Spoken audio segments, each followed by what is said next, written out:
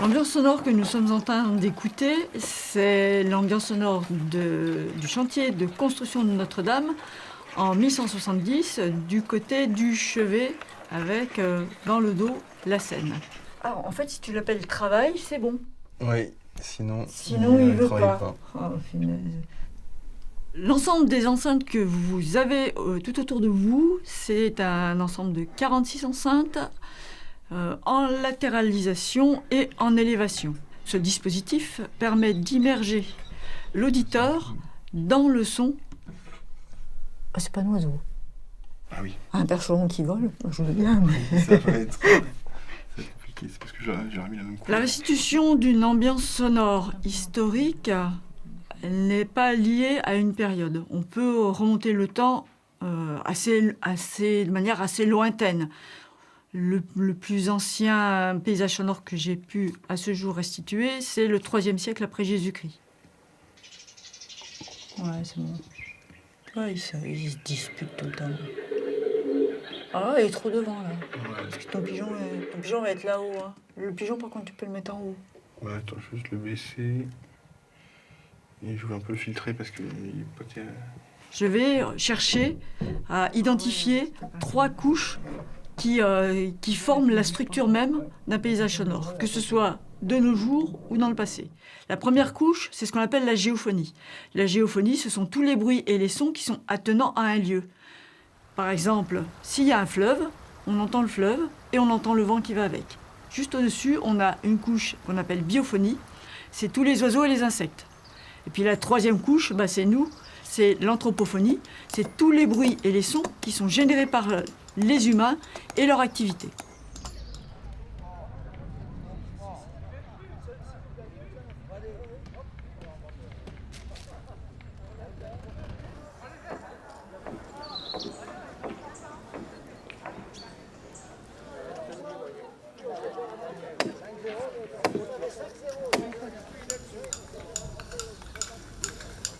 « 90% de nos sons proviennent du chantier expérimental de Guédelon.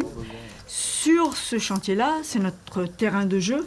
Pourquoi ? Parce que tous les métiers dont on a besoin actuellement y sont présents. Toutes les techniques, ce sont des techniques médiévales qui sont restituées.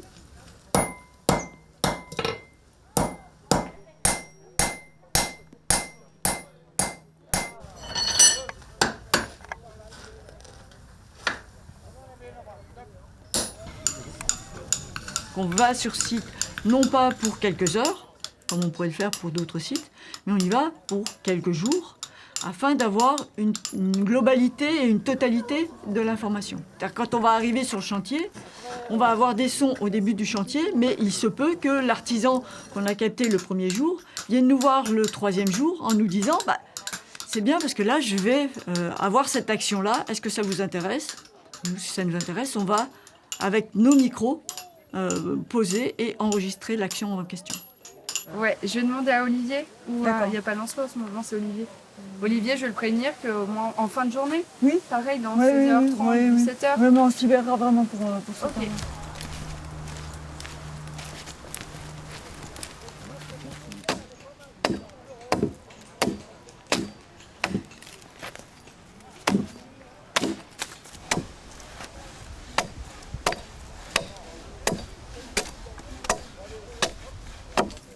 Alors, je vais plutôt chercher la pique. J'ai pas beaucoup de force. Enfin, faut se méfier. Je dis ça, mais il y a des fois, je casse bien des trucs.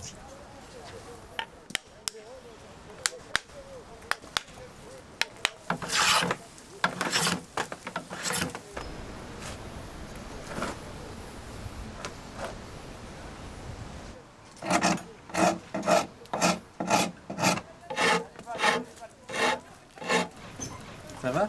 Ouais. Ah non, lui, il est toujours content. Bah oui. On vient faire notre marché du son, donc voilà. On va laisser le voir Cordier.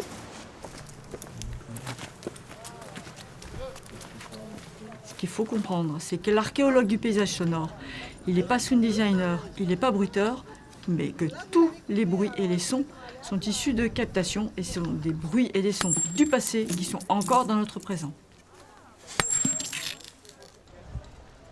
Cette transdiscipline hybride, initialement, elle a été conçue pour créer des fresques sonores pour les musées et les lieux patrimoniaux. Déplacement, mais ils vont tourner là comme ça. Voilà, t'es bon, là, t'es sur le transept et tu peux aller jusque là, mais pas trop vite quand même. Hein, c'est pas des Porsche.